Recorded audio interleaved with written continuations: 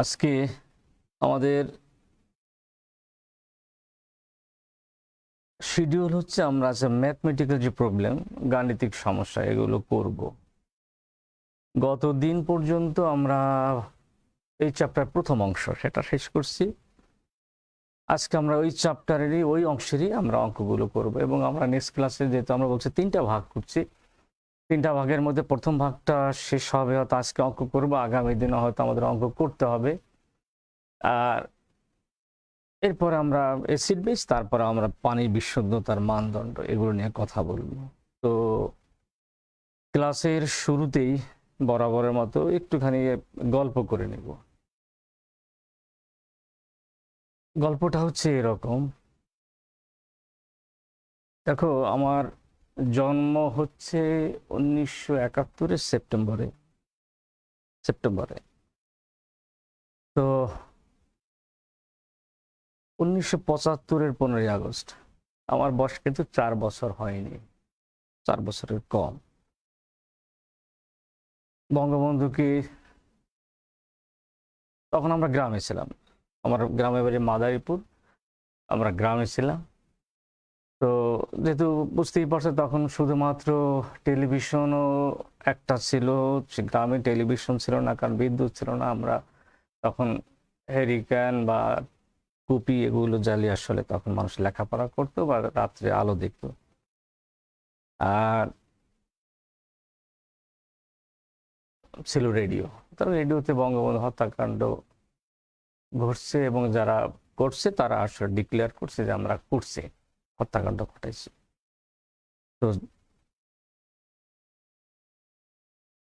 আমার বাবা তখন ঢাকায় চাকরি করত, সরকারি চাকরি করত, এবং মাঝে মাঝে গ্রামে যেত। তো গ্রামে যে আমার মার কাছে এই ঘটনাটা প্রায় যা শুনতো সেটা মাঝে মাঝে যেত আর মাকে বলতো। তো মা আবার এই কথাগুলোই আমরা যখন আমাদের ঘুম পাড়াইতো, আমরা যেহেতু তখন আমার বয়স 4 বছর, আমরা 3 ভাই বোন ছিলাম পিঠাপিঠি। তো 3 ভাই বোনকে যখন সে ঘুম পাড়াইতো তখন এই বঙ্গবন্ধুর এই হত্যাকাণ্ডের গল্পগুলো বলতো। বলার সময় আমরা টের পেতাম, আমরা বিশেষ করে রাত্রিবেলা আমার মার চোখ ভিজে যেত। তো সঙ্গে সঙ্গে আমাদের মনের মধ্যে একটা প্রশ্ন জন্ম, যে ছোট মানুষ তেমন বুঝতাম না, কিন্তু এখন মনে পড়ে প্রশ্ন। এই যখন শেখ রাসেলের কথা বলতো, ওর বয়স তখন মা বলতো 6 বছর, মার ভাষ্য অনুযায়ী। তো মনে করতো এত ছোট্ট একটা মানুষকে কিভাবে মারে, ওর কি দোষ ছিল। তো 1975-এর 15ই আগস্টের পরে লম্বা সময়, মাঝখানে 1996 থেকে 2001 পর্যন্ত, এই 5 বছর বাদ দিয়ে 2006 পর্যন্ত, এই লম্বা সময় আমরা কিন্তু বঙ্গবন্ধু সম্পর্কে তেমন কিছুই জানিনি, ওকে জানতে দেওয়া হয়নি। এবং একটা প্রজন্ম পুরোপুরি মিথ্যা, বঙ্গবন্ধু সম্পর্কে মিথ্যা এবং আজগুবি সব তথ্য জাতির সামনে উপস্থাপন করা হয়েছে। যে কারণে এই কথাগুলো বলা, আসলে গত পরশুদিন 15ই আগস্ট গেছে, বঙ্গবন্ধুকে সপরিবারে খুনিরা হত্যা করছে এবং হত্যা করে তারা যথেষ্ট উল্লাস করছে। তো এই লম্বা সময় ধরে আমাদের কিন্তু জানতে দেন। এখন দেখো তোমরা, বিশেষ করে তোমরা কিন্তু লাকি, কারণ তোমাদের এখন তোমরা সঠিক তথ্যগুলো পাচ্ছ, সঠিক ইনফরমেশনগুলো পাচ্ছ। তো এই 15ই আগস্ট যে ঘটনাগুলো ঘটলো, আমি যদি একটুখানি তোমাদের সঙ্গে আমি 5-7 মিনিট এই ব্যাপারে একটু কথা বলবো, তারপর আমরা আসলে আমরা লেখাপড়ায় ফিরে যাব। দেখো তোমরা যারা 32 নম্বরে গেছো, ধানমন্ডি 32 নম্বরে, দেখবে এখন সুন্দর রাস্তা, সুন্দর সবকিছু। আমি ঢাকা পুরোপুরি একেবারে ব্যাগান ব্যাগে চলে আসি 1983-তে। তো 88 থেকে আমি আসলে ধানমন্ডি 32 নম্বর কেন্দ্রিকে আমাদের বাসা ছিল, ঠিক উল্টা দিকে টুকরাবাদ, পশ্চিম রাজাবাজার, ইন্দিরা রোড, ওই অঞ্চলে। তো সেখান থেকে আমরা যখন ওই যেতাম তখন কিন্তু দেখতাম যে ওই এখন যে পান্থপথ যেটা দেখো ওটা আসলে তোমার রাস্তা ছিল না, ওটা ছিল একটা ডোবার মতো, একটা নালার মতো। ওই নালার উপর একটা ব্রিজ ছিল, কলাবাগান থেকে শুক্রাবাদের একটা ব্রিজ, ছোট্ট একটা ব্রিজ। তো ওই উপরে বসে বসে আমরা মাঝে মাঝে বসতাম, বাতাস খেতাম। তো দেখো, বঙ্গবন্ধু যে বাড়িতে বঙ্গবন্ধুকে হত্যা করা হয়েছে, একটা একজন প্রধানমন্ত্রী এত সাধারণ একটা বাড়িতে থাকতো, চিন্তা করা যায় যে বাংলাদেশের মানুষকে কতটা বিশ্বাস করতো, কতটা ভালোবাসতো, এবং কতটা ভালো না বাসলে এরকম একটা নিরাপত্তাহীন একটা বাড়িতে সে অবস্থান করতো। এবং তার কিন্তু থাকার জন্য গণভবন ছিল, বঙ্গভবন ছিল, এই সমস্ত থাকতে পারতো, যেখানে ওয়েল সিকিউরড। কিন্তু সেখানে না থেকে ধানমন্ডি 32 নাম একটা সাধারণ একটা বাড়িতে, তোমরা যারা গেছো তোমরা হয়তো দেখে থাকবা। তো কতটা বাংলাদেশের মানুষকে ভালোবাসতো খেয়াল করো। বঙ্গবন্ধুকে হত্যা করা হলো কি কারণে, যদি সেই এবং এই হত্যাকাণ্ডের প্রেক্ষাপট যদি আমরা পরে বলি। দেখো, একজন মানুষ 1920 সনে যার জন্ম, 1975-এ তার মৃত্যু, এই মাত্র 55 বছরের জীবনে 13 বছরের অধিককাল কিন্তু উনি জেল খাটছে। জেল খাটছে কেন? বাংলাদেশের সাধারণ মানুষের ভালো করার জন্য, বাংলাদেশের মানুষের জন্য, বাংলাদেশের মানুষের স্বাধিকার অর্জনের জন্য বিভিন্ন সময় আন্দোলন সংগ্রাম করছে। তার ফলশ্রুতিতে 13 বছরের কারাবাস। উনি যদি একটা জিনিস, উনি যদি পাকিস্তান সরকারের সঙ্গে আতাত করতো, তার 100 কোটি টাকার মালিক হতে পারতো। তার কি দরকার ছিল বাংলাদেশের মানুষের জন্য আন্দোলন করা, পূর্ব বাংলা মানুষের আন্দোলন করা?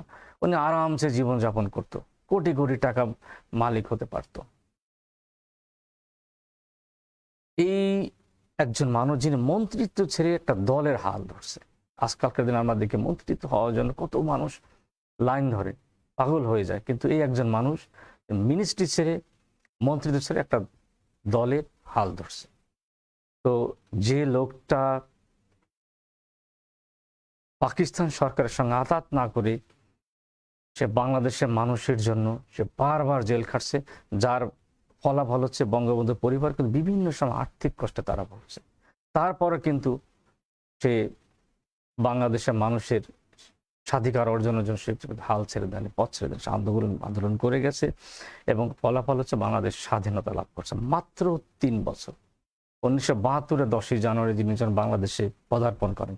তারপর দেখো, একটা দেশ চারিদিকে বিধ্বস্ত, কোনো রাস্তাঘাট নাই, ব্রিজ কালভার্ট সব ভেঙে একাকার, টাকা পয়সা সব নিয়ে গেছে। সেই দেশে এসে তিনি প্রথমে মনোযোগ দিলেন বাংলাদেশকে কিভাবে একটা শক্তিশালী অর্থনীতির উপর দাঁড় করানো যায়, চেষ্টা করলেন। তারপর বিভিন্ন আন্তর্জাতিক ষড়যন্ত্র এবং বিভিন্ন রকমের কূটকৌশল, এবং যার ফলাফল হচ্ছে 1975-এর 15ই আগস্ট। এবার আসো, 75 আগস্ট যদি না হতো, 1975 15ই আগস্ট যদি না হতো, আজকে বাংলাদেশ সিঙ্গাপুর মালয়েশিয়ার চেয়ে কিন্তু অনেক অনেক গুণ বেশি উন্নত বাংলাদেশ। আমাদের দেশ আজকে মালয়েশিয়ার অর্থনৈতিক সারি, সিঙ্গাপুরের অর্থনৈতিক সারি, তো আমরা একটা মধ্যম আয়ের দেশে পরিণত হতে পারতাম। সেটা হতে দেয়নি আন্তর্জাতিক চক্রান্ত এবং তার এদেশে দোসররা। ফলাফল হচ্ছে শুধুমাত্র আমাদের প্রিয় নেত্রী শেখ হাসিনা আর শেখ রেহানা বাদে পরিবারের সবাইকে, খেয়াল করো যে কথা আমি শুরুতে বলছিলাম, শেখ রাসেল আর সুকান্ত বয়স কত ছিল? আমার চেয়ে 2 বছরের বড়। কি দোষ ছিল তাদের? একটা শিশু বাচ্চা, যেটা আমি যদি বলি যে কেবল মায়ের দুধ খাওয়া ছাড়ছে, 6 বছর অনেকে মায়ের দুধও খায়। সেই অবস্থায় একটা বাচ্চাকে যদি এভাবে খুন করে, পৃথিবীর কোন দেশের আইনে আছে এরকম একটা বাচ্চাকে গুলিতে ঝাঁঝরা করে দেয়? শুধু বলছিল আমি মায়ের কাছে যাব। কত বড় নৃশংস! আমি যদি সোজা বাংলা বলি, কত বড় জানোয়ার এরা। তো যারা খুনি তাদের অনেকেরই বিচার হচ্ছে। আমাদের বর্তমান প্রধানমন্ত্রী তাদের বিচারটা কিন্তু সাধারণ আদালতে করছেন, যেন আন্তর্জাতিক মহল যেন এখানে কোনো প্রশ্ন না তুলতে পারে। লম্বা সময় ধরে কিন্তু সেই বিচার কাজ উনি সম্পন্ন করছে। যারা পরবর্তীতে বেনিফিশিয়ারি 75 15 আগস্ট, তারা কিন্তু এটা ঠেকানোর জন্য অনেক কিছু করছে। ইন্ডিমনিটি দিচ্ছে, তাদের বিদেশে বিভিন্ন দূতাবাসে চাকরি দিছে। এগুলো কিন্তু আমরা সবাই জানি। যা হোক, বিচার হচ্ছে। বর্তমান প্রধানমন্ত্রী এখন আমাদের দেশটাকে একটা অন্য তারই সন্তান আমাদের বর্তমান প্রধানমন্ত্রী আমাদের দেশটাকে একটা অনন্য উচ্চতায় নিয়ে গেছে, নিয়ে যাচ্ছে এবং অনবরত চেষ্টা করে যাচ্ছেন। তো দেখো,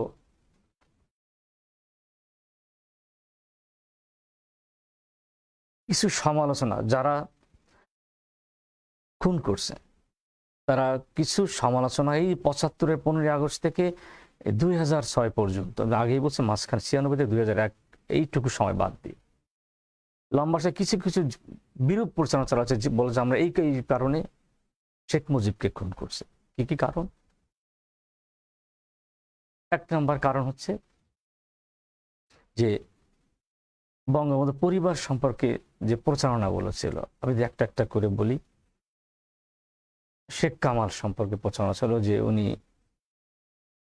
ব্যাংক লুট করছে, উনি বিভিন্ন জনের বউ অপহরণ করছে। যদি আমি সেই কথাগুলোই আমি বলি, যে একজন রাষ্ট্রপ্রধানের ছেলে সে ব্যাংক লুট করতে যাবে কিসের জন্য? টাকা তো তার কাছে এমনি আসবে। 2 নম্বর হচ্ছে, এই একজন মানুষ যিনি ছিল ক্রীড়ামোদী, সারাক্ষণ খেলা নিয়ে ব্যস্ত থাকতো। আবাহনী ক্লাব, আবাহনী মাঠ তারই অবদান। উনি বাস্কেটবল খেলতো, উনি টেবিল টেনিস খেলতো। যে লোক এত কালচার, উনি রবীন্দ্রসঙ্গীত ভক্ত ছিল, কালচার, সে কখনোই বিরূপ পথে যাবে না। 2 নম্বর হচ্ছে নারী অপহরণ। সিম্পল, একজন ক্ষমতাবান লোকের ছেলে চাইলে তো শত শত সুন্দরী মেয়ে তার পিছনে লাইন দিবে। তার কিসের জন্য অন্য কিডন্যাপ করতে হবে? এই সমস্ত মিথ্যা প্রচারণা তারা চালাইছে। সুতরাং আমরা বুঝতেই পারি যে আসলে যত রকমের বিরূপ প্রচারণা। এবং আরেকটা কথা বলছে যে আওয়ামী লীগ ধর্মহীন দেশ, ধর্মহীন একটা দল, এরা কোনো ধর্ম না। অথচ আমি যদি একটুখানি তোমাদের একটা উদাহরণ দিই, আমাদের বর্তমান প্রধানমন্ত্রী, ওনার যদি তোমরা জীবন আচরণটা একটুখানি খেয়াল করো, উনি তখন বাংলাদেশ আওয়ামী লীগের প্রধান। উনি তাহাজ্জুদের নামাজ পড়েন, উনি ফজরের নামাজের পরে ওজিফা পড়েন, তারপরে উনি দিনের কাজ শুরু করেন, 5 ওয়াক্ত নামাজ পড়েন, রোজা সবগুলো রাখেন। তাহলে যে লোক ইসলামের প্রত্যেকটা মৌলিক জিনিস যিনি মেনে চলেন, তার দল কিভাবে ধর্মহীন হয়? বরং আমরা বলতে পারি এই লোকের হাতে প্রত্যেকটা ধর্ম নিরাপদ। উনি যেমন ইসলাম ধর্মের প্রত্যেকটা মৌলিক জিনিস মেনে চলেন, উনি প্রত্যেকটা ধর্মকে কিন্তু সমানভাবে শ্রদ্ধা করেন। যারা তার দল করেন, আমি বিশ্বাস করি তারা প্রকৃতপক্ষেই তারা ধর্মভীরু, ধর্মান্ধ নয়, ধর্মভীরু। এবং এই একটা লোকের হাতেই দেশ নিরাপদ, দেশের মানুষ নিরাপদ, দেশের ধর্ম নিরাপদ। প্রত্যেকটা ধর্ম, ইসলাম ধর্ম, খ্রিস্টান ধর্ম, বৌদ্ধ ধর্ম, যে ধর্মের কথাই তোমরা বলো। সুতরাং আমরা যারা বলি যে ইসলাম গেল, ইসলাম কোথায় গেল? ইসলাম বরং একটা দেশে যখন রাষ্ট্র ধর্ম করে ফেলে, রাষ্ট্রের কোনো ধর্ম নাই, যে রাষ্ট্র ধর্ম যখন করে ফেলে তখনই বুঝে ওই সমস্ত লোকের মধ্যে লোকের কোনো একটা উদ্দেশ্য আছে, খারাপ উদ্দেশ্য আছে, ভিন্ন উদ্দেশ্য আছে। তারা ধর্মকে ব্যবহার করে, ধর্মকে পুঁজি করে মানুষের মনের মধ্যে যেটা উইক পয়েন্ট সেটাকে আঘাত করে তারা কিছু হাসিল করতে চায়। তারা দেশের জন্য না, দেশের মানুষের জন্য না, নিজের জন্য কিছু হাসিল করতে চায়। বঙ্গবন্ধু এই ধর্ম নিরপেক্ষতা কারণেও অনেকে বলে যে তার এই হত্যাকাণ্ডের পেছনে এই একটা কারণ, কিন্তু আসলে একটা দেশকে পিছিয়ে দেওয়ার জন্য, একটা দেশকে কলাপস করার জন্য, যেটা পাকিস্তান সরকার পারেনি, ভুট্টো পারেনি, বঙ্গবন্ধুকে ফাঁসি দিতে। আমরা কি করলাম? মাত্র 3 বছরের মধ্যে দেশে আসা তাকে আমরা কতটা খারাপ যে আমরা 3 বছর একটা আমাদের এরকম প্রাণপ্রিয় একজন মানুষকে আমরা বুলেটে ঝাঁঝরা করে দিলাম। এটা কোন সভ্য জাতিতে এরকম দেখা যায় না। আসলে এটা আমি সবাইকে দোষ দেব না, এটা এই যে কিছু কিছু ক্ষমতালোভী, ক্ষমতা পিপাস বা আন্তর্জাতিক যে চক্রের ক্রিয়ানক লোকগুলোর কারণেই আসলে আমরা সারা বাংলাদেশের মানুষ এই দোষকে আমি দিব না। এই কয়েকজন মানুষ এবং তাদের কিছু এজেন্ট, এদের আমি দোষ দিব। তো আমরা যেন আর কোনো কথায়, মিথ্যা কথায় আমরা যেন বিভ্রান্ত না হই। আমরা দেশকে যেন ভালোবাসি এবং বর্তমান প্রধানমন্ত্রী তার দূরদর্শী নেতৃত্বে আমরা তাকে সমর্থন দিয়ে যাব এবং তার প্রত্যেকটা কর্মে আমরা দ্বিধাহীনভাবে সমর্থন দিয়ে যাব এবং আশা করি 2041 সালের আগেই আমাদের দেশটা একটা শক্তিশালী অর্থনীতিতে পরিণত হবে, দেশটা এগিয়ে যাবে, দেশের মানুষ এগিয়ে যাবে। তোমরা দেখো যে আমাদের দেশে কতগুলো ক্রাইটেরিয়া কিন্তু আমরা কিন্তু আগে গেছি। পৃথিবীর বিভিন্ন দেশ এখন আমাদের নিয়ে প্রাউড ফিল করে, পাকিস্তান, ইন্ডিয়া, দেখো তোমরা ওদের নিউজ চ্যানেলগুলো, টক শোগুলি দেখো। আমাদের দেশে কিন্তু সেই স্বাস্থ্য বলো, শিক্ষা বলো, প্রায় প্রত্যেকটা অর্থনীতি কি মজবুত অবস্থানে আছে, প্রত্যেকটা সেক্টরে কিন্তু একটা মজবুত অবস্থানে, অনেকের চেয়ে আমরা এই উপমহাদেশে অনেকের চেয়ে আমরা উপরে আছি। আমাদের গড় আয়ু কিন্তু এখন 72 বছর। এই সাবকন্টিনেন্টে এখন শ্রীলঙ্কা বাদে আর মালদ্বীপ বাদে আমাদের ধারে কাছে কেউ নেই। তারপরে তারপরে এই যে শিশু মৃত্যু, মাতৃ স্বাস্থ্য আমরা এগিয়ে আছি, স্যানিটেশনে আমরা এগিয়ে আছি, খাদ্যে আমরা এগিয়ে আছি, প্রত্যেকটা সেক্টর আমাদের দেখো মাথা পিছু আয় এখন অনেক বেশি, 2000-এর উপরে। তার মানে আমরা কিন্তু একটা স্থিতিশীল সরকার থাকলে দেশ যে কোথায় যায় তার প্রমাণ কিন্তু এখন। আমি যেটা শুরুতেই বলছিলাম যে বঙ্গবন্ধুকে হত্যা করার ফলাফলটা কি হয়েছে, আমি কিন্তু বলছি বঙ্গবন্ধুকে হত্যা করা যদি জীবিত থাকতো তাহলে দেশটা কোথায় যেত। আমি বলছি মালয়েশিয়া, সিঙ্গাপুর। তার মানে একটা দেশ, একটা মানুষ যদি তার দেশপ্রেম থাকে, সঠিক নির্দেশনা থাকে,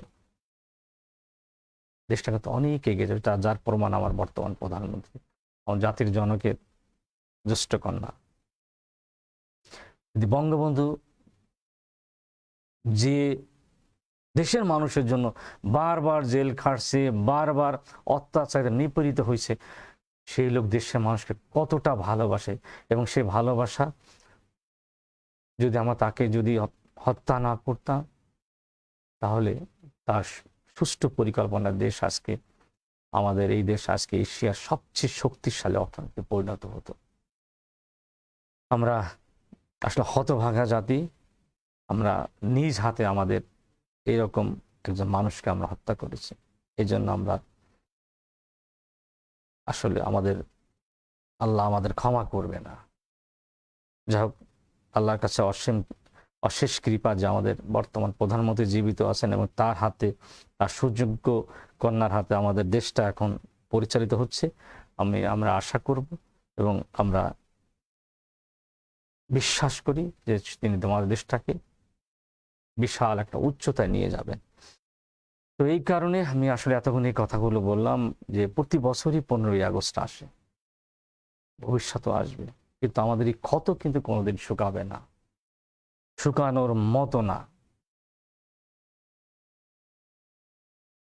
সাধারণ কথা, একটা মানুষ এত মানুষের এত কিছু করছে, এত আন্দোলন সংগ্রাম, সাধারণ মানুষের জন্য সে জীবন দিতে পর্যন্ত দ্বিধা করেনি, জীবন দেওয়ার জন্য সে প্রস্তুত ছিল।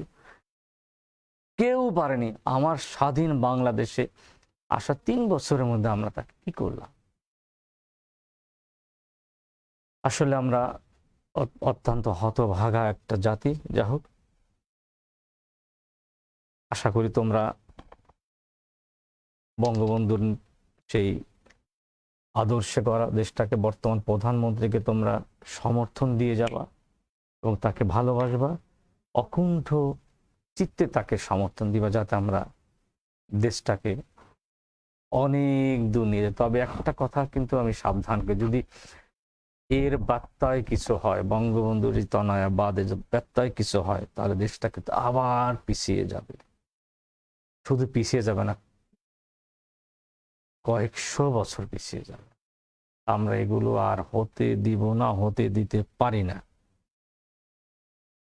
তাসো এবার আমরা লেখাপড়ায় যাই।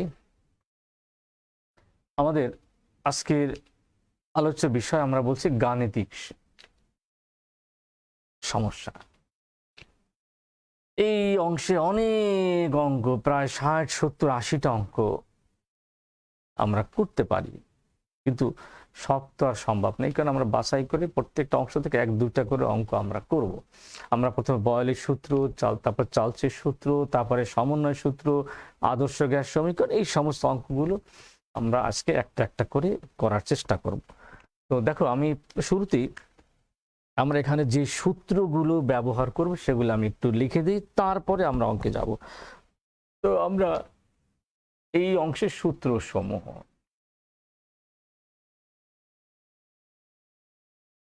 দেখো, P1 V1 equal to P2 V2, V1 by T1 equal to V2 by T2, তারপরে P1 by T1 equal to P2 by T2, তারপরে আসো P1 V1 by T1 equal to P2 V2 by T2, তারপরে আসো PV equal to nRT, তারপরে PV equal to W by M RT, তারপরে D1 T1 by P1, D2 T2 by T2,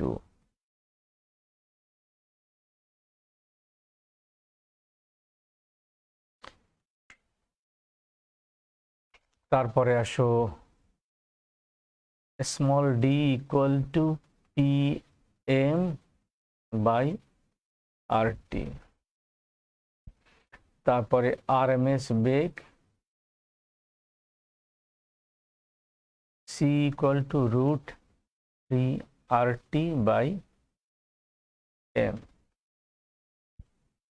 তারপরে আসো গ্রাহামের ব্যাপন সূত্র R1 by R2 equal to T2 by T1 equal root over M2 by M1,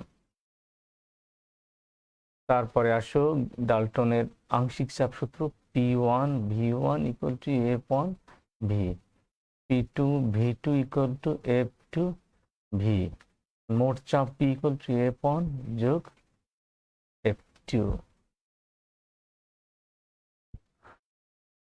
তারপরে গতির শক্তি হচ্ছে 3/2 nRT, আদর্শ গ্যাসের সমীকরণ হচ্ছে P plus n square A by V square V minus Bn equal to nRT। 1 2 3 4 5 6 7 8 9 10 11 12 13 14। তো দেখো এখানে আমরা মোটামুটি বয়েলের সূত্র, চার্লসের সূত্র, গেলোসাকের চাপের সূত্র, সমন্বয় সূত্র, আদর্শ গ্যাস সমীকরণ সেটারই রূপান্তর, তারপর D1T1/P1, D2T2/P2, স্মল ডি অর্থাৎ ঘনত্ব, PM/RT, RMS বেগ, গ্রামের ব্যাপন সূত্র, ডাল্টনের আংশিক চাপ সূত্র, গ্যাসের গতির শক্তি আর বাস্তব গ্যাসের সমীকরণ। তো আপাতত এই কটা সমীকরণে আমরা ব্যবহার করলাম। তো এই যে এখানে কোনটাকে কি বলে আমি কিন্তু সব জানি। পি দিয়ে কি বলি, পি দিয়ে চাপ, ভি দিয়ে আয়তন, তারপরে টি দিয়ে টেম্পারেচার। এবং টেম্পারেচার কিন্তু আমি আগেই বলছি যে টেম্পারেচার আমার সেলসিয়াস স্কেলে দেওয়া থাকলে অবশ্যই এটা আমি কেলভিন স্কেলে কনভার্ট করে নেব, কেলভিন স্কেলে। সুতরাং আমার কিন্তু টেম্পারেচার আমরা কেলভিন স্কেলে কনভার্ট করব। ডি হচ্ছে ডেনসিটি, ডাব্লিউ হচ্ছে ভর, এম হচ্ছে আণবিক ভর, এন হচ্ছে মোল সংখ্যা, আর সি হচ্ছে তোমরা জানো যেটা ডি হচ্ছে ঘনত্ব, আর সি হচ্ছে আরএমএস বেগ, আর হচ্ছে স্মল আর হচ্ছে ব্যাপনের হার, টি হচ্ছে সময়, আর এম হচ্ছে আণবিক ভর। তো এইগুলোর পরিচিতি কিন্তু আমরা জানি। আরেকটা জিনিস তোমাদের একটুখানি মনে করিয়ে দিব যে মোলার গ্যাস ধ্রুবক আমরা কিন্তু তিনটা এককে জানি। একটা হচ্ছে লিটার অ্যাটমসফিয়ার, একটা হচ্ছে সিজিএস, একটা হচ্ছে এসআই। এবং একটুখানি যদি তোমাদের মনে করিয়ে দিই যে লিটার অ্যাটমসফিয়ার এককে আর এর মান 0.0821 লিটার অ্যাটমসফিয়ার পার মোল পার কেলভিন, আর এসআই স্কেলে 8.314 জুল পার মোল পার কেলভিন, আর সিজিএস স্কেলে 8.314 10⁻⁷ আর্ক পার মোল পার কেলভিন। এই তিনটা মান কিন্তু আমাদের মনে রাখতে হবে। আমি কিন্তু তোমাদের আগেও বলছি এগুলো একদম মাথায় ঢুকিয়ে নিতে হবে। তো আসো আমরা এইবার অঙ্ক করি। তো প্রথমেই আসো আমরা যদি বয়েলের সূত্রের একটা অঙ্ক করি। 298 কেলভিন তাপমাত্রায় একটা নির্দিষ্ট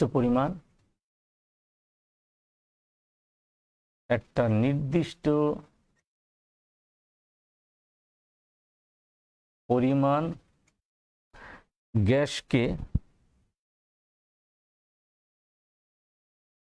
0.9 লিটার আয়তনের পাত্রে 0.9 লিটার আয়তনের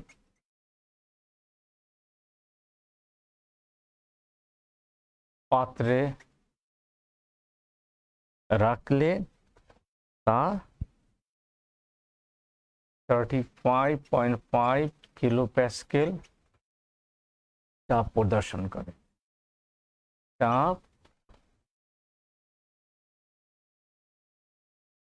প্রদর্শন করে। গ্যাসটিকে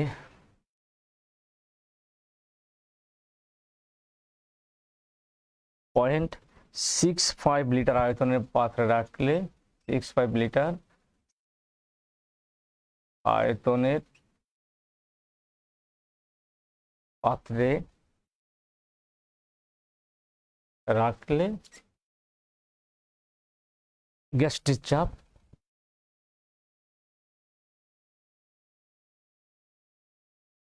রাখলে না, আসলে শব্দটা পারফেক্ট হবে স্থানান্তর করলে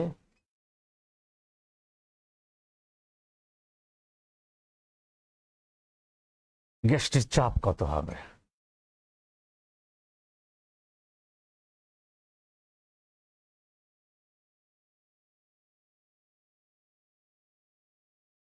গ্যাসটির চাপ কত হবে খেয়াল করো। এখানে আমার কি কি মান দাও। আমার কিন্তু অঙ্কগুলো, এই অংশের অঙ্কগুলো কিন্তু আসলে কঠিন না। জাস্ট তুমি যদি আইডেন্টিফাই করতে পারো যে কোনটা কি কি মান দেওয়া আছে এবং সেই মান অনুযায়ী সূত্রে ফেলে দিবা, অঙ্কটা হয়ে যাবে।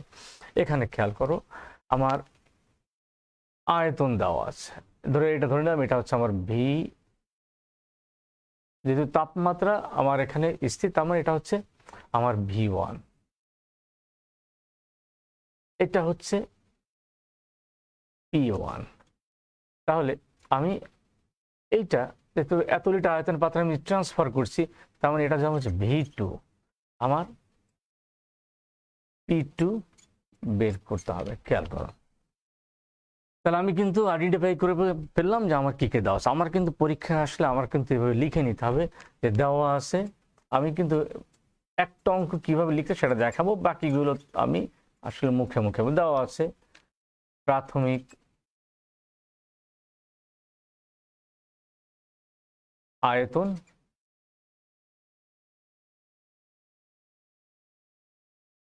সমান সমান 0.9 লিটার।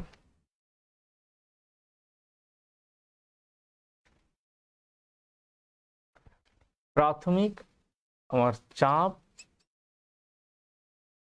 35.5 kilo Pascal.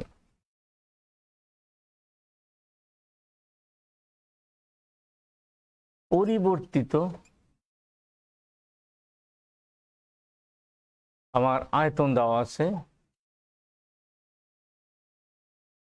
সমান সমান 0.65 লিটার। তাহলে পরিবর্তিত চাপ কিন্তু আমাকে বের করতে হবে। তাহলে খেয়াল করো, আমি সরি এখানে একটা জিনিস কিন্তু আমাকে লিখে নিতে হবে। আয়তনকে আমরা কি বলছি? V1 বলছি, এটাকে আমি P1 বলছি।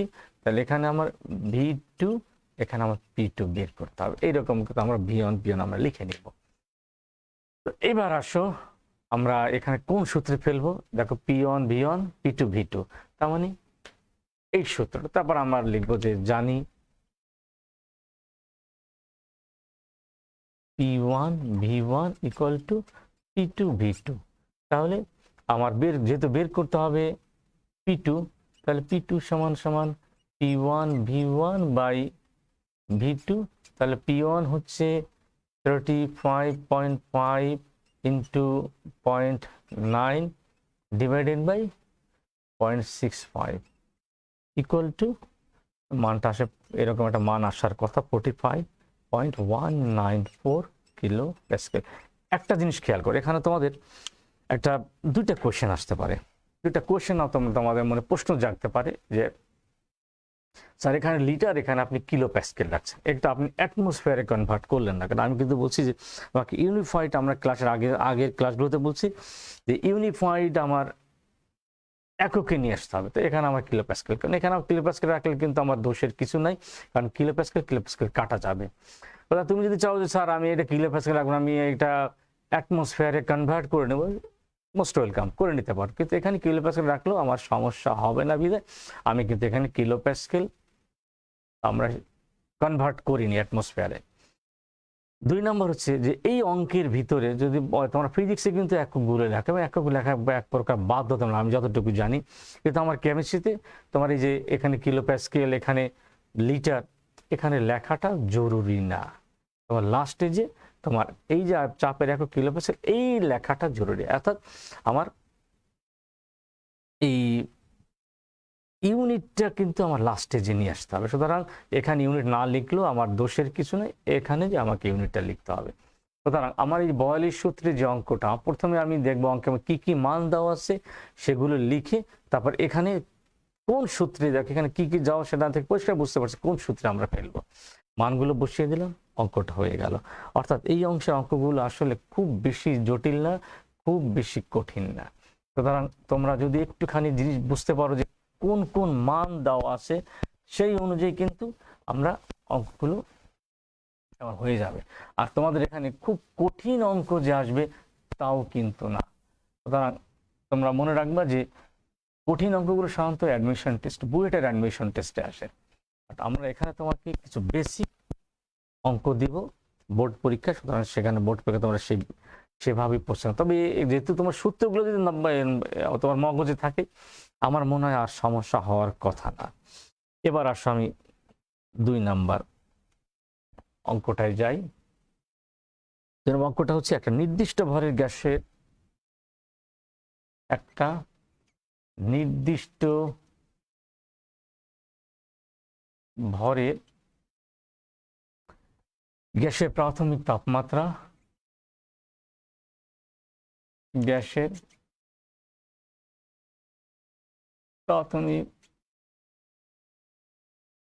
তাপমাত্রা 27 ডিগ্রি সেলসিয়াস, 27 ডিগ্রি সেলসিয়াস। চাপ অপরিবর্তিত রেখে, তাপ স্থির রেখে গ্যাসের তাপমাত্রা বাড়িয়ে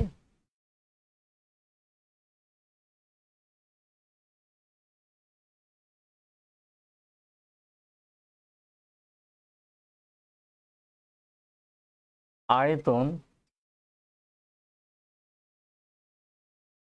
3 গুণ করা হলো।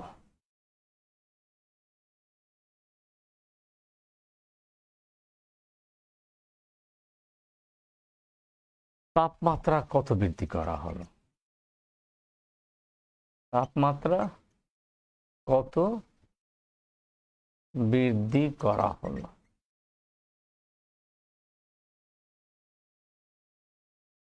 এখানে একটা জিনিস খেয়াল করে, এখানে অঙ্কটা কি কি মান দেওয়া আছে আমি প্রথমেই মানগুলো একটুখানি দেখে নিতে চাই। প্রাথমিক তাপমাত্রা, তার মানে আমাদের T1 যদি ধরি, আমার চাপ কনস্ট্যান্ট। আচ্ছা, তাপমাত্রা আমি কিন্তু বাড়াইছি, বাড়ি কতবার সেটা কিন্তু আমাকে বের করতে হবে। আয়তন 3 গুণ করছি, তার মানে আমার যদি আমরা প্রাথমিক আয়তন ছিল তার 3 গুণ কিন্তু পরিবর্তিত আয়তন, তাহলে তাপমাত্রা কত বেড়ে, তার মানে এখানে তাপমাত্রা এবং আয়তনের মধ্যে সম্পর্ক, তার মানে চার্লসের সূত্র। তো আমি যদি একটুখানি লিখি যে ধর প্রাথমিক, এখানে আমরা লিখে নেব, দেওয়া আছে প্রাথমিক আয়তন V1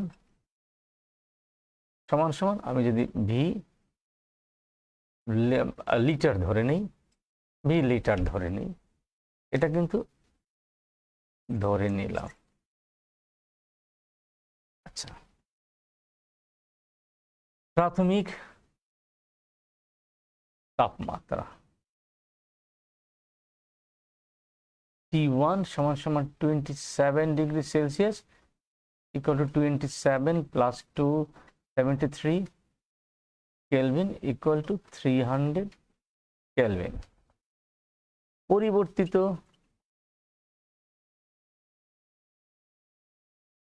আয়তন V2, সেহেতু আমার আয়তনটা 3 গুণ করছে, তার মানে 3V লিটার। তাহলে পরিবর্তিত তাপমাত্রা T2 সমান সমান এটা বের করতে হবে। তাহলে আমার ইকুয়েশনটা কিন্তু আমরা জানি, V1 by T1 equal to V2 by T2। তাহলে আমার এখানে আমার বের করতে হবে হচ্ছে T2, তাহলে T2 সমান সমান V2 T1 বাই V1। মানগুলো যদি বসিয়ে দিই, তাহলে V2 হচ্ছে আমি 3V আর টেম্পারেচার হচ্ছে 300 কেলভিন, আর V1 হচ্ছে V, তাহলে V এ কাটা, তার মানে 900 কেলভিন। তাহলে এটা যদি আমি সেলসিয়াস স্কেলে নেই, তাহলে 900 মাইনাস 273 এত সেলসিয়াস, তাহলে কত হয়? আমার হয় 627 ডিগ্রি সেলসিয়াস। খেয়াল করো, আমার কিন্তু তাপমাত্রা কত বৃদ্ধি করা হলো, আমার কিন্তু পরিবর্তিত আয়তনটা কিন্তু আসলে না, আমাকে তাপমাত্রা কত বৃদ্ধি করা হলো। তাপমাত্রা প্রাথমিক তাপমাত্রা 27 তাপমাত্রা ছিল, আর পরিবর্তিত তাপমাত্রা হলো তোমার 627, তাহলে তাপমাত্রা বৃদ্ধি করা হলো কত? সুতরাং তাপমাত্রা বৃদ্ধি করা হলো সমান সমান 627 মাইনাস 27 এত degree Celsius equal to 600 degree Celsius. তাহলে আমার অঙ্কটা কিন্তু আসলে এইটা, দেখো সহজ অঙ্ক। তো আমরা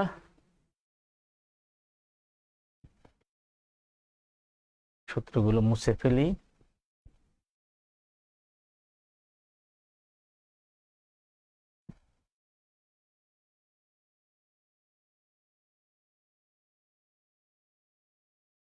এবার আসুন 3 নম্বর অঙ্কটায় যাব। 3 নম্বর অঙ্কটা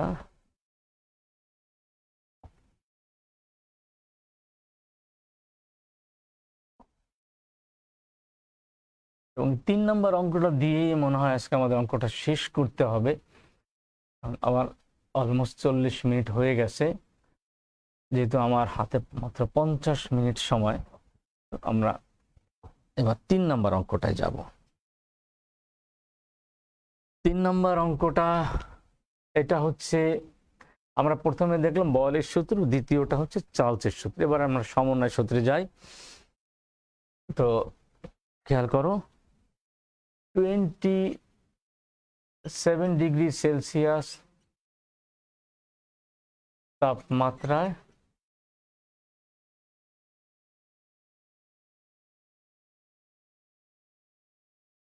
কঠিন বস্তু সহ একটা গ্যাসে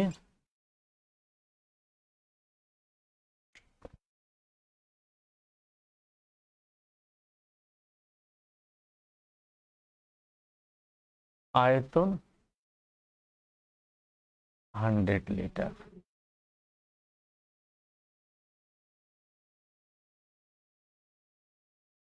তাপমাত্রা 54 ডিগ্রি সেলসিয়াস বৃদ্ধি করলে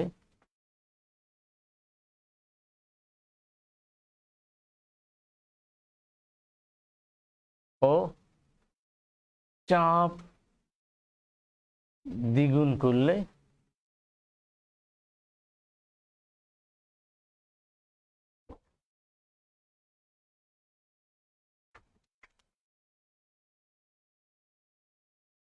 কঠিন বস্তু সহ গ্যাসটির আয়তন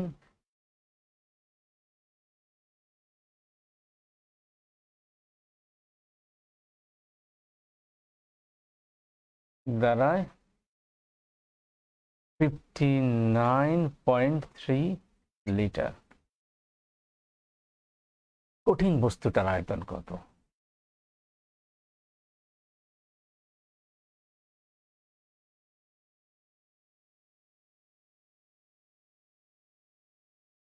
আমাদের একটা কথা একটুখানি বলে রাখা ভালো, যে আমরা কিন্তু এইটা ক্লাসের আগের ক্লাসগুলোতে বলছি যে আমার গ্যাসটা হতে হবে কিন্তু ফ্রেশ গ্যাস, এখানে কোনো ভেজাল থাকা চলবে না, একদম পিওর ড্রাই গ্যাস, আর্দ্র থাকাও চলবে না।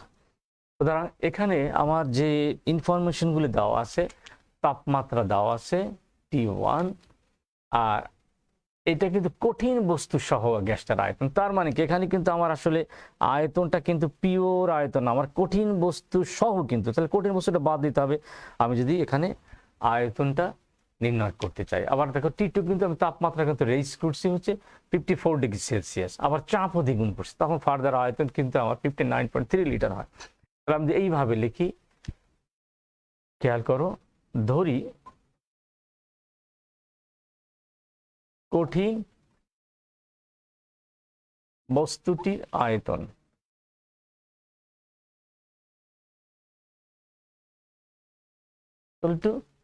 x লিটার ধরে নেই। এইবার আসো আমরা যদি লিখি যে প্রাথমিক তাপমাত্রা,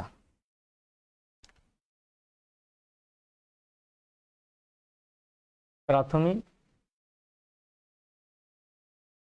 তাপমাত্রা T1 সমান 27 degree Celsius equal to 27 plus 273 Kelvin equal to 300 Kelvin।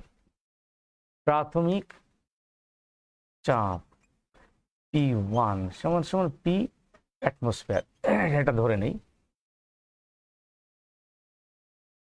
ধরে নিলাম। এখানে দেখ কঠিন বস্তু সহ গ্যাসের আয়তন, কঠিন বস্তু সহ গ্যাসের আয়তন, এটা কিন্তু আমি V1 ধরবো না, কারণ কঠিন বস্তুটা বাদ দিলে আমার আসলে আমরা পাবো জেনুইন আয়তন। তাহলে কঠিন বস্তু বাদে গ্যাসের আয়তন কত হয়, এটা কিন্তু V1, এটা V1 ধরবো 100 - x লিটার। তাহলে আমি প্রাথমিক গুলো পেলাম। এবার আসো পরিবর্তিত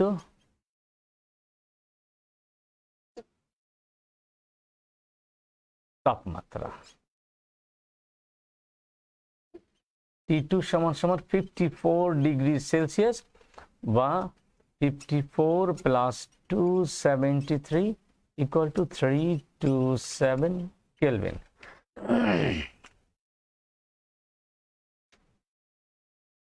পরিবর্তিত চাপ P2, যেহেতু আমি চাপ দ্বিগুণ করছি, তো আগে চাপ ধরছিলাম P, তাহলে এখন হবে 2P অ্যাটমসফিয়ার, কারণ আমি চাপ কিন্তু আমার দ্বিগুণ করা হয়েছে। আবার কঠিন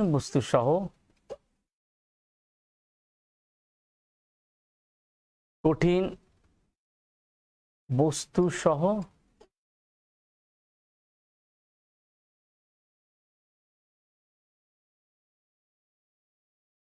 গ্যাসের আয়তন সমান হয় 59.3 লিটার। তাহলে কঠিন বস্তু বাদে গ্যাসের আয়তন হয়, এটা V2 59.3 - x লিটার। তাহলে আমি কিন্তু দেখো P1 V1 T1 P2 V2 T2 আমরা সবগুলো পেলাম। তাহলে এখন যদি আমি এখানে ইকুয়েশনে ফেলে দিই, ইকুয়েশনটা আমরা জানি যেহেতু আমার তিনটা মানে দেওয়া আছে, তার মানে কি P1 V1 / T1 P2 V2 / T2। তাহলে এখানে আমার P1 যেহেতু আমার P ধরছি আমরা, আর V1 হচ্ছে হলো 100 - x 100 - x, আর T1 হচ্ছে 300 কেলভিন, আর P2 হচ্ছে এটা ডাবল 2P, আর V2 হচ্ছে 59.3 - x, আর T2 হচ্ছে 327 কেলভিন। তাহলে এই P কাটাকাটি গেল। সেই ক্ষেত্রে আমাদের ইকুয়েশনটা দাঁড় করাও, তাহলে আমার মনে হয় যে এইরকম একটা মান তোমার আসার কথা, এক্স এর মানটা, যেটা আমার কঠিন বস্তুর আয়তন। খেয়াল করো এই অঙ্কটা আমরা কিন্তু কঠিন বস্তুর আয়তনটা আমরা বের করছি। তাহলে এক্স সমান আমরা যেটা বের করছি সেটাই কিন্তু আমার কঠিন বস্তুর আয়তন 10 তোমার হিসাব নিকাশ করে দেখো যে এই মানটা আসলে আসে কিনা। কিন্তু ক্যালকুলেশন করলেই আমি কিন্তু যেটুকু আমার ধারণা এরকম একটা মান আসার কথা, যদি তবে ক্যালকুলেশন করে ভিন্ন মান আসে সেটাই। কিন্তু আশা করি অঙ্কটা বুঝতে পারছো, কারণ আমরা একটা কথা কিন্তু আমার পরিষ্কার, আমি বলছি যে আমার গ্যাসটা হতে হবে পিওর এবং ড্রাই। এখানে কিন্তু পিওর গ্যাস না, এখানে কিন্তু আমার কঠিন বস্তু সহ গ্যাসের আয়তন। সুতরাং আমাকে কিন্তু কঠিন বস্তুর আয়তনটা বাদ দিলেই কিন্তু আমার পিওর আয়তনটা পেয়ে যাব, যেটা কিন্তু আমরা এখানে করছি V1, এখানে V1 ধরে নিই, এই এক্সট্রা বাদ দিয়ে আমি কিন্তু এই আয়তনটা বের করছি। ঠিক সিমিলারলি আমার পরিবর্তিত তাপমাত্রায় কিন্তু আমার আয়তনটা আমি এক্সট্রা বাদ দিয়ে করছি, তারপরে ইকুয়েশনে ফেলে দিছি, আমার অঙ্কটা হয়ে গেছে। এইরকম একটা মান আসছে, এটাই। এই জাতীয় অঙ্ক কিন্তু আসলে উদ্দীপক হিসাবেও কিন্তু খুব ইম্পর্টেন্ট, এবং আমরা এই ধরনের অঙ্ক কিন্তু দিয়ে থাকি। আশা করি অঙ্কটা বুঝতে পারছো।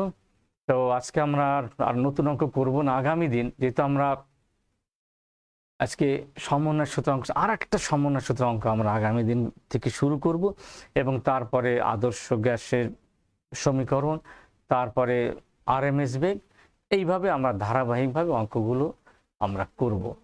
তো যে ইকুয়েশনগুলো আমি শুরুতে লিখে দিছি, যেই আমরা অনেকগুলো ইকুয়েশন, যে সূত্রগুলো আমরা এখানে প্রয়োগ করব, এগুলো কিন্তু একদম মাথায় নিতে হবে, কারণ আমরা কিন্তু এই সূত্রগুলো প্রত্যেকটা থিওরি কিন্তু আমরা পিছনে ক্লাসগুলোতে আলোচনা করছি। আশা করি সেই সূত্রগুলো মনে থাকে, এবং এককে কনভার্সনগুলো যদি আমার মনে থাকে, তাহলে এই অংশের অঙ্কগুলো কিন্তু আমার জন্য খুব সহজ হবে, তোমাদের বুঝতেও সহজ হবে এবং অঙ্ক তোমাদের কোনো প্যাচ লাগবে না। কিন্তু যদি এগুলো মনে না রাখো তাহলে কিন্তু আমরা ভেজালে পড়ে যাব। আশা করি পরবর্তী ক্লাসে আমরা যখন আবার অঙ্ক নিয়ে আসবো তোমার প্রত্যেকটা ইকুয়েশন তোমাদের মনে থাকবে এবং আমরা অঙ্কগুলো আশা করি সুন্দরভাবে শেষ করতে পারবো। তো সবাইকে আজকের ক্লাসের সমাপ্তির শুভেচ্ছা জানিয়ে আমার আজকে ক্লাস শেষ করলাম। সবাইকে ধন্যবাদ।